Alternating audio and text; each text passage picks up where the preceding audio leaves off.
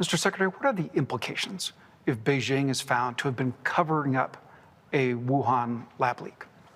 We have to get to the bottom of what happened.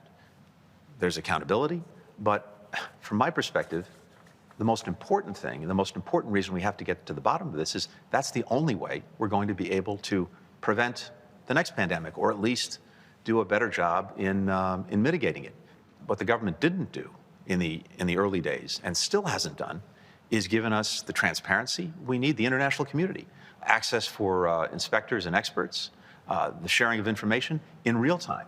That has to happen. So to get those answers, to do a proper investigation, the U.S. is going to need access to the labs. Will you demand that? Will you put teeth on it? Will you even go as far as sanctions on China if they keep inspectors out?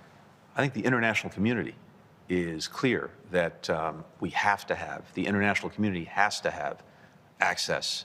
It has to have information. It has to have meaningful So what's the interaction. real pressure the U.S. will put on China for access to the lab?